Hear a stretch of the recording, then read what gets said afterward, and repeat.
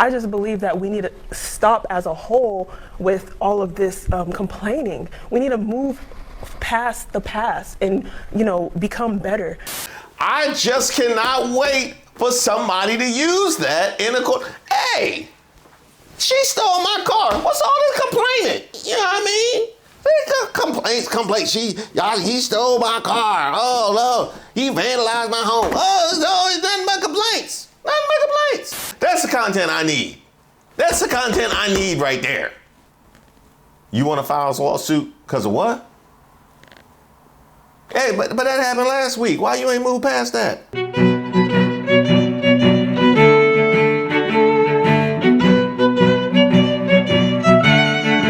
Hey, shout out to all of the subscribers and members here on the channel. Don't forget to give the video a like. This is Street Politics, and I am Reese Waters. Now, there's a couple things that I really look forward to in life, like my AARP early enrollment card, my hair unit for the back, 7-Eleven oatmeal raisin cookies, but you can put amongst those a fresh episode of the Isiah Factor. I'm in. It's not racist, and I know y'all have been told this is racist, but it's not. It's not racist to call black people out for their behavior and what they're doing to society at this moment. I'm glad people are noticing this because it's been so many years and it's finally catching up to y'all.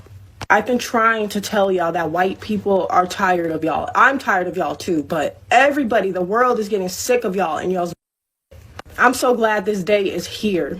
I've been trying to get out there that you people need help. It's me, but me and other black conservatives. We've been trying to warn society that this is what it's going to come to when y'all keep coddling black people. I think I've been coddled. I'll be honest. I feel coddled. I feel coddled. Also, I do appreciate that she used the different shades as if she's just trying to try on different colors. You know what I mean? Let me see how this looks. Oh, yeah. Because the regular one just ain't cutting it. Just too black. Just too black when you go regular. Now, something to point out, just with this very video, is the use of y'all. The use of y'all. So black fatigue is not racist. The world is rightfully tired of y'all. I'm tired of y'all. Who is y'all?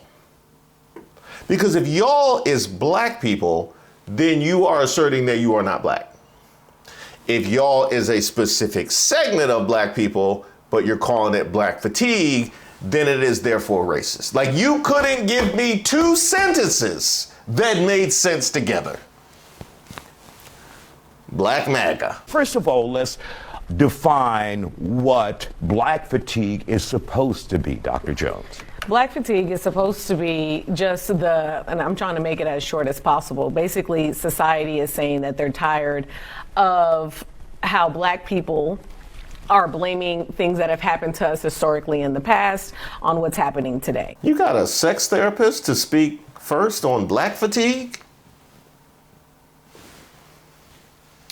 I don't know how I feel about that, quite frankly. I feel attacked. Like, now you messed my whole, you know what I mean?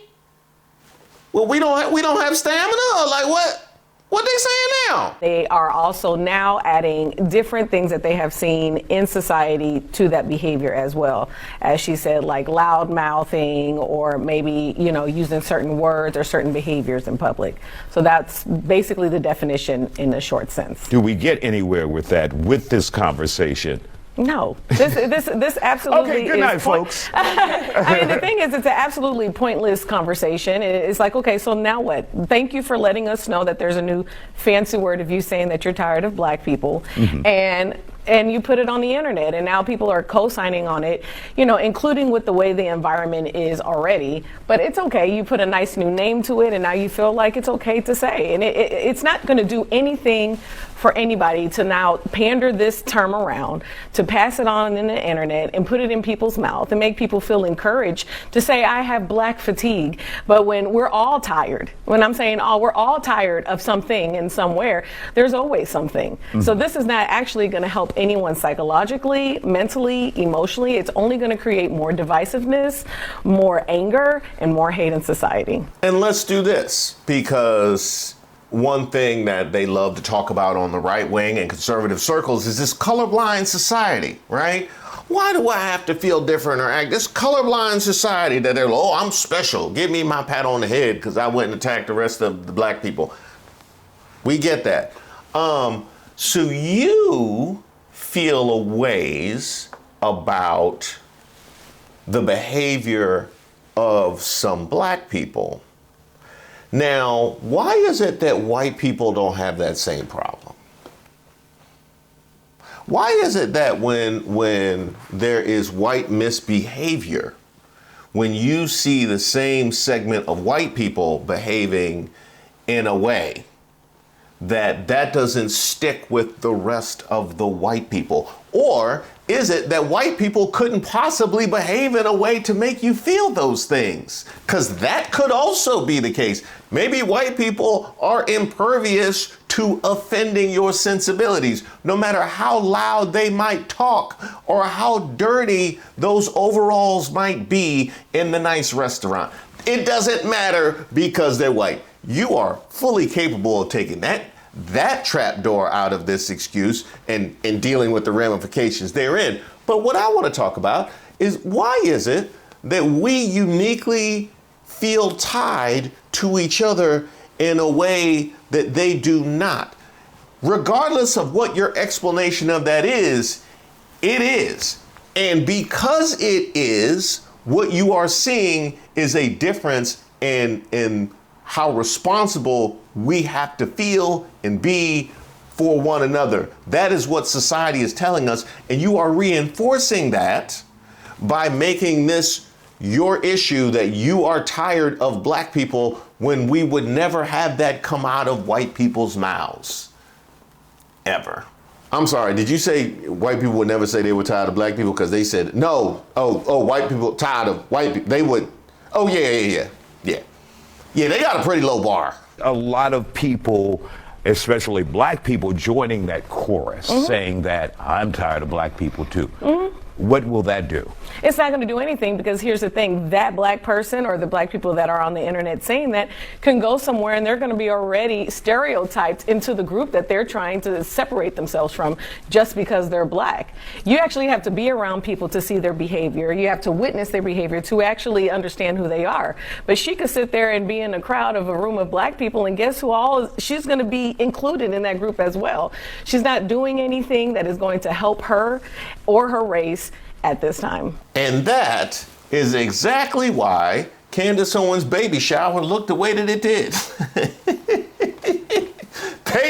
They know to stay from around other black people because of this perception that they have no problem adding fuel to, in feeling like it's everybody but me. We've seen it a lot. Angela, let's hear from you. Your thoughts about this black fatigue. Well, with all due respect to Angela, number one, I really disagree with this. It is a completely behavior-based issue. And when white people, black people, Hispanic people are saying we have black fatigue because of the behavior of some black people, we've all seen it. We all know what it is. It's everywhere. And, you know, the issue is way more insidious than people realize. And I talk about how a lot of these things come back to what the Democrat Party has done to the black community purposefully. Oh, boy. This should be good. Yeah, this should be good. I mean, she used a lot of words to articulate exactly the issues with the initial TikTok, which is, if you're talking about some black people, then it ain't black fatigue now, is it? I mean, really? At least put a mask on. I mean, she kind of did, actually. I'll give her credit for that. That TikToker should at least put a mask on and pretend like you not y'all. Starting with the Great Society of Lyndon B. Johnson, who he famously said, I'm going to have these N-words voting Democrat for the next 200 years. He also said if the lowest white man can feel better than the highest black man, he won't mind that you're picking his pocket. Hell, he'll give you the money. Want to talk about that? Want to talk about that? Since we're talking about the lowest of the black, how about the lowest of the white people still feeling better than all of y'all participating in the black fatigue hashtag? How about that? How about that? How about how the Democrats have not won the white vote since they gave black people civil rights? But that ain't racist. You want to talk about that? Huh? What are we doing? Hey, she might not. I don't know that this. I don't. You know what I mean? Just send her a message. When Democrats said you don't need fathers in the home, you can be on welfare and have as many babies as you want. And oh, by the way, we're going to destroy public schools. So the Democrats destroy public schools. I don't know that you can go with that when you put Linda McMahon as head of the Department of Education. You know what I mean? They need to cut. They need to, you know what I mean? That's not an A1 talking point right there. It's really not. We're going to destroy public schools, and we're going to make sure that behavior standards are seen as racist. Ooh, I love this. I love this. Behavioral standards are seen as racist. Can I play? Can I play? I love it. Okay, so let me get this straight. Are black people, by nature, worse behaved than white people? You're free to believe that. You're free to believe that. There's ramifications if you do. Just know that you're free to believe that. Are black people, by nature, worse behaved than white people? Now, if your answer is no, then I would have to ask you why there is this difference in perception between black behavior and white behavior. Because if we, and I'm looking at y'all black MAGAs, if we, not y'all, if we are by nature somehow defective and damaged, okay, if that is the case, then, you know what I mean, you should just say that part and deal with what that means for you. But if that's not the case, then we're forced to grapple with all of the factors that contribute to this perception of black people when we aren't naturally behaviorally defective. Those are the only two choices. This ain't all the files. This is not all the files. Half these names are blacked out. This page right here look like UPN Friday night. Ain't nothing but black on here. And I know exactly who it is. Why is he protected? Oh, because he donated? All the tax breaks he get, that was basically my money he donated. Where's my protection? You already know. While the haves protect themselves and each other, they do nothing when your phone numbers, addresses, and bank accounts are being attacked. And you know who that helps? Data brokers that take all the information they can find on you and sell it without your knowledge.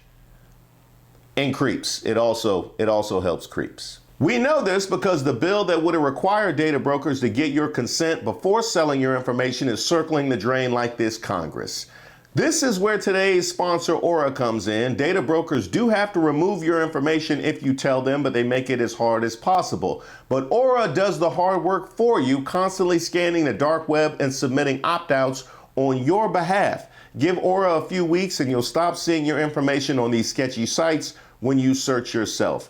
They also include features like dark web monitoring, fraud alerts, a VPN, and more. Aura is truly a great deal if you want to be more private and protected online. You can go to my link, aura.com/ReeseWaters. That's aura.com/ReeseWaters to try 14 days for free. That's enough time for Aura to start scrubbing your personal information off these data broker sites automatically. Out of control behavior that we've seen in the classrooms, in society, all over, is part and parcel of what the Democrat Party has done to the black community. All right, Eugene, let's hear from you before we have to take a break. Man, why are we all... What does the Democrat Party have to do with black people? Everything. Hold on. Okay, first of all, I think he asked Eugene. So last time I checked, I'm Eugene on the stage. Hell yeah, Eugene. I like Eugene. Matter of fact, I recognize Eugene. Wasn't Eugene up there last time? The liberal is the enemy of the black man, and we can see it right clearly before our eyes. They look at us like we're scum. They look at us like we're poor. And black people are falling for the okie doke, and they're saying, oh, the white man is better than us. He's supreme over us. That's what white supremacy is. Right. I don't believe anybody is superior over me. I don't live my life that way. So I just live according to freedom and liberty. All right, let's hear from Eugene. Please, man, I've been in this twilight zone. Like, I've been patiently over here at the tell dog position. So first of all, if you can't see the racism, your eyes are just closed. You said it's not about what people say about policy, so let's just run it down real quick. They removed the Harriet Tubman from the National Archives. They removed it, and then they had to put it back after backlash. The same thing they did with the Tuskegee Airmen. They removed that and had to put that back.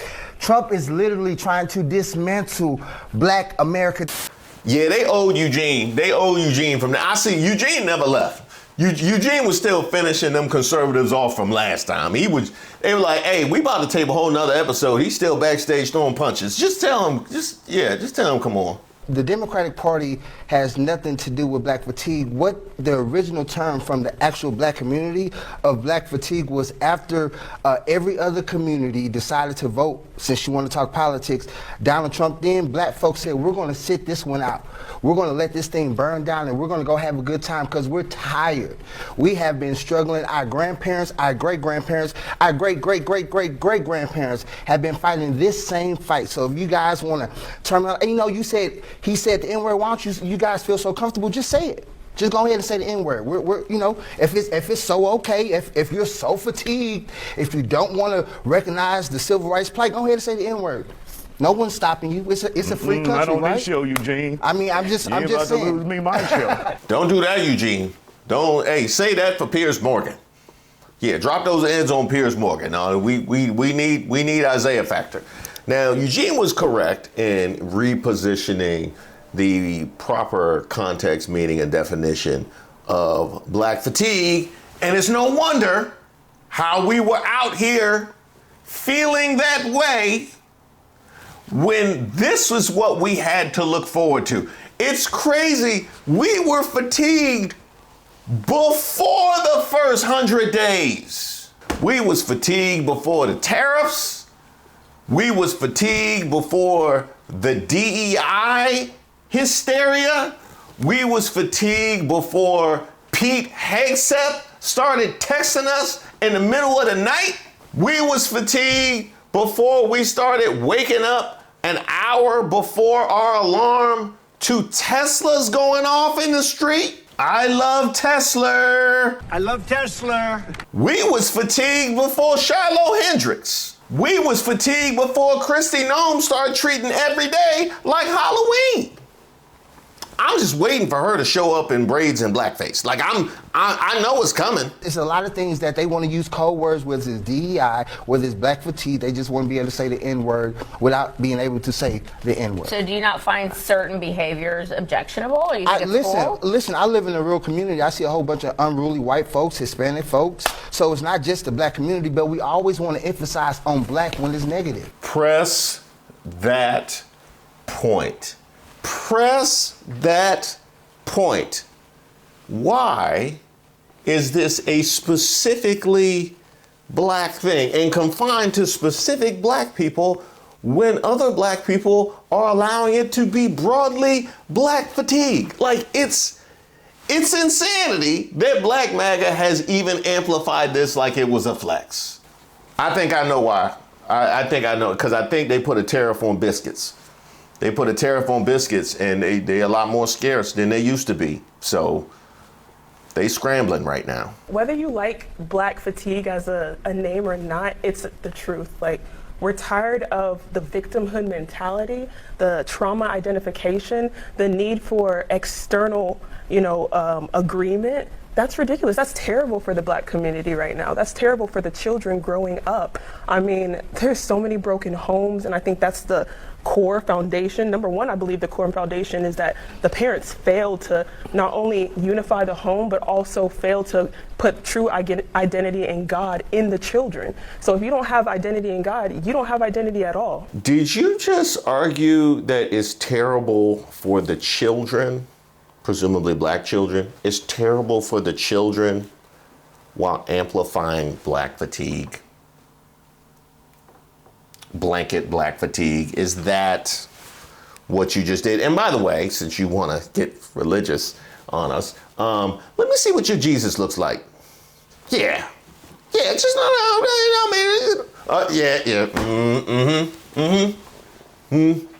Must have been free perm Palm Sunday. Do you at all see the black community as a lost cause or just some Absolutely not. individuals? What? I don't believe the black community is a lost cause at all. I just believe that we need to stop as a whole with all of this complaining. We need to move past the past and, you know, become better. You know, as an American, my parents were actually Nigerian. They came here in the 80s. Ooh, that's not gonna go good. That's not gonna go. That's not gonna go good. Ah, your parents came here and you want to come and talk about black Americans. All right, got it. We'll just go ahead and move on to the next one. But I did want to hit the whole complaining thing because I couldn't imagine being a bigger lick for anybody than coming out and talking about all this complaining. I just cannot wait for somebody to use that in a court. Hey, she stole my car. What's all this complaining? You know what I mean? Complaints. He stole my car. Oh no, he vandalized my home. Oh no, it's nothing but complaints. Nothing but complaints. What I need is some attorneys out there to interface with the black MAGAs when they come in need of help. I need those. I know it's attorney-client privilege. I know. We ain't never gonna get that content. We ain't never gonna get that. That's the content I need. That's the content I need right there. You want to file a lawsuit because of what? Hey, but that happened last week. Why you ain't moved past that? They had me and my brothers, and we're all successful and not one complaint through our entire childhood. They said, work for what you need, work for what you're gonna get, and you will get it. God placed talent in all of us, black, white, whatever you may, call yourself, but God placed, all of these great things within us. Why should I now say, oh, well, a white person thinks this of me, or there's racism here and there? I don't think about that. I don't wake up every morning and have racism and all of these negative things on my mind. I move forward and I move past that. Ooh, I was just going to skip on to the next person, but something just occurred to me. So you said your parents left Nigeria. Why did they leave?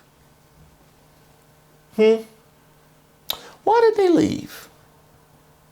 Why didn't they just stay and work hard and get, why didn't they just stay and work for all the things? Because you said you work hard and you will get it. Why they didn't stay there and work hard and get it?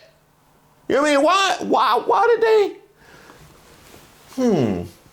It's almost like they left because they felt like they weren't able to receive the fruits of their labor in Nigeria. That this would be a place that would present them a better return for their hard work, which certainly might be the case. I don't know the situation on the ground in Nigeria offhand. However, if that can be the case in Nigeria, why couldn't it be the case here for the people that have been here?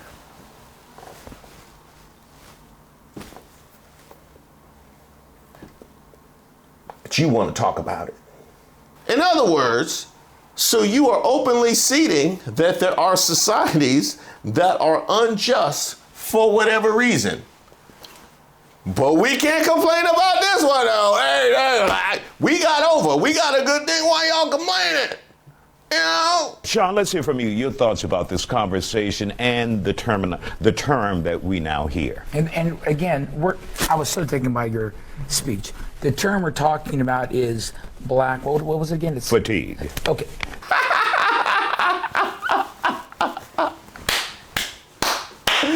Oh, that was it. I was so touched. I was so moved. But what are we talking about again?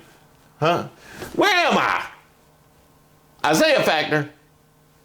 Oh, that's the dude with the fly, the mosquito. on black fatigue and come from somebody, and I think I agree with her tremendously, having a school for 3 decades, it was the first hip-hop dance school in the country. It's a cancer to tell a young kid that they're oppressed, that they're less than, and the world's against them. Right from the beginning, you're setting a standard by which they have to overcome something, when really you need to put God in them and tell them how great things are for them. Amen. So I was never around black people to complain. It's a cancer to tell a child that they are oppressed while you have black fatigue on the screen. Like, it's on the screen. It's on the screen. You're you know what I mean? If this isn't a perfect articulation of black MAGA, I have no idea what is. See, what you really want, you don't want a child to grow up hating society. You don't want a child to grow up hating out. You want them to grow up hating in. You know what I mean? You want that hate inward. That is how you bring up young kids in America today. All the actors and dancers I was around, they had a sense of purpose. They were dynamic and they never complained. So to me, it's really what I get is in social media is a lot of white people complaining and creating this problem, saying, look, watch out, these people are in trouble. I'm like, back off. Let them create their own destiny. Absolutely. So I don't see that as being the black issue. I see more of a liberal white situation when they're not even in a position to complain or talk about it. They're virtue signaling, and it drives us nuts. Okay. Dr. Jones? You know, the conversation that we're having here is whether black fatigue is a real thing. But the problem is that the reason this topic has come back up is because of the viral video that recently came out of the woman that called a 5-year-old autistic kid the N-word. And then she raised $700,000 by a Christian organization, and I am Christian as well, so I just want to put that out there as well. And she raised $300,000 from another organization. I don't know if she actually got that money, but then this video from the person who originally started putting this on TikTok came out in reference to that. Yeah. Now, I am a first-generation American as well, and I was taught a certain way as well, but what we cannot ignore is the things that have set us back as a community. The reason we are not where we're supposed to be is because we are still only a couple of decades away from what we have been oppressed from and the things that we have gone Constantly from. looking at the past. My grandma, Real quick, let Dr. Jones talk. Okay.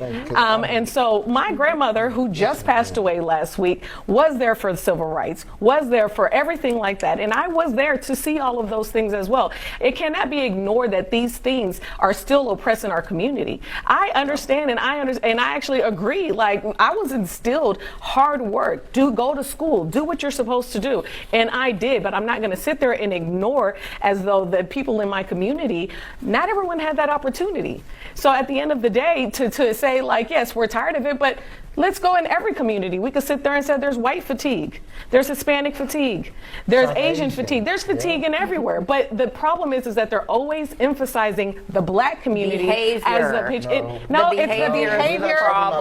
Behavior of who? Behavior of black people? Because that would mean you're talking about a Nigerian American over there too. Behavior of black people? Huh? No, you're talking about the behavior of specific black people, and what she just articulated is you could talk about the behavior of specific everybody. So why are you standing here trying to legitimize this? As a matter of fact, she was correct to bring up Shiloh Hendricks. I don't know that if you asked, are you all opposed to dropping ends on 5-year-old boys, that we would get unanimity on that particular stage while we're talking about what's best for black kids. Apparently that's fine, because that was the source of this entire thing. The behavior is the problem. Now, here's what's disgusting. We're coming up on the 5-year anniversary And we got 30 seconds, of guys. the St. George, Florida fentanyl dying. And every white liberal, and every white liberal on planet Earth said that George Floyd is the epitome of black people, and we had billions and billions of dollars that didn't cause his death. That wasn't murdered. That's off topic. Millions and millions of dollars. Thank you, guys. We want to thank you for joining us here on The Factor for this segment. He wasn't murdered. You know, I've never seen words match a package as beautifully as it did there. You know what I mean? Same level of authenticity. Like it was perfect. It was almost like it was perfect. Like she's the living embodiment of her ideology. So I'm just gonna leave her over there. The idea that you cannot be conscious of societal factors and strive is one of, I mean, these conservatives are grabbing onto that idea hard and fast, as if there are not so many amongst us that are thriving despite our so-called victim mentality. I have laid out my career trajectory here before. It's not particularly relevant. You look at what this space looks like and how many of us are here despite our victim mentality. They will tell LeBron James, one of the greatest, if not the greatest player of all time, they will tell Barack Obama, who became president, Oprah Winfrey, Beyonce. Like it doesn't matter. It doesn't matter how much somebody has been able to accomplish. They will just grab onto this idea of victim mentality when it's plain as day how easy it is to not only be conscious of societal factors, past and present, but also bust your ass to make sure you create as good of life as you possibly can. But they want to put out the victim mentality. You know what? I got it now. I just got it. Because we know every accusation is an admission from MAGA. They say that y'all have a victim mentality, and now I understand why they feel so comfortable getting behind black fatigue, because that gives them a reason to feel like victims. I got it. It took me a minute. Yeah, I got it. Yeah, no. I had to go the long way around. I was avoiding old girl who was on stage. Yeah. No, I didn't. Yeah, I didn't want to look her in the eye. It's a old wives' tale. Thank you guys so much for watching the video. Y'all hear that? I'm sorry, I couldn't hear you. It's the unraveling of the MAGA coalition. And this month, we letting them fight. So look out for all of that merch hitting thepeoplesgetup.com. Now, this time around, I come to you in the spirit of Unsung. Y'all remember that show on TV One about all the groups that didn't get their just desserts? They were really scraping the barrel by the end of that show. I think they made one on me, my work in the shower. I be singing in the shower. I go by ReeseWatersTips. And I got ReeseWatersTips. Look out for ReeseWatersTips. I think it's season 24. I'm on there.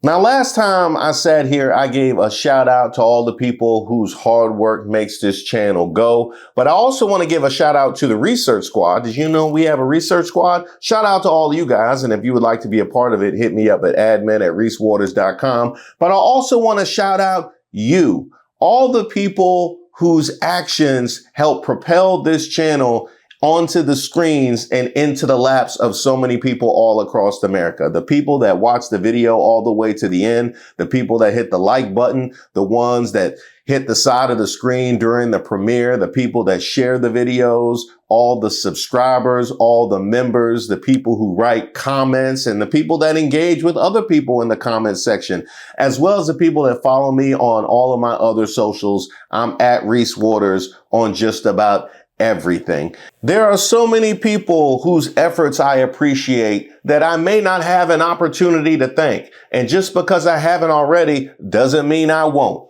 That goes for you too, Hanukkah Claus. I remember. Greetings to Reese Waters and the Mod Squad and Collected fam. It's me, Top Cop, aka Hanukkah Claus, the chubby elf of Hanukkah with his reindeer Nala. She's of the culture, sending out holiday greetings and drinking from the glory of my FAFO mug and adorned in my Who Raised Y'all festive tea. It's an honor to tell all who ask regarding these gifts about the good works this channel does, and I know will continue to do. Love to all of you. And right back at you. I want you guys to know how much I appreciate the support, love, and just the time that you guys shower onto this particular channel. And I chose Unsung because coming out of the White House Black History Month with the State of the Union immediately afterwards with no acknowledgement whatsoever, the treatment of Jesse Jackson, and the most notable thing coming from this administration during Black History Month being the Obama memes. I think a lot of us know what it feels like to be unsung. And for us, you got to ask how many years we're going to move this country and remain a ghost. It's like a special kind of magic trick that we do to be the most visible people in the room, the ones that get watched in the corner store, the ones they lock their car doors for, and yet be completely unseen. We're the architects of the culture the world breathes like oxygen, but nobody ever asks who built the house. We're the rhythm in the song everybody's humming, the slang on the tongue of a girl across the ocean who's never met a soul from my neighborhood. Actually, you know what? My neighborhood was pretty milquetoast. I'll be honest. My neighborhood was unseasoned. I'll be honest. Let's go with y'all neighborhood. A woman across the ocean who's never met a soul from your neighborhood. We are the trend, the aesthetic, the vibe. But when the credits roll, our names are written in water. It's like being a foundation. You're under the floorboards, holding up the whole structure, but people walk all over you, dance on you. They feel safe because of you, but they never look down to say thank you. They just admire the view from the window that we helped frame. We've sat in boardrooms where our idea was a suggestion until a man with a different tan said it louder, and then suddenly it was innovation. In fact, I think this administration has been built on dismantling everything Obama did and then putting together something similar, but way worse. I've seen our history tucked into the back of the book, a footnote in a chapter written by someone who wasn't even there. It's exhausting being a masterpiece that everyone wants to own, but nobody wants to credit. But here's the thing about being unrecognized.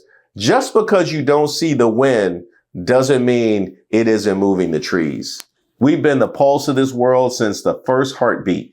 You can look away. You can keep your eyes fixed on the ceiling. You can pretend the light just happened to turn on by itself. But we all know who flipped the switch. We've always known. We see you.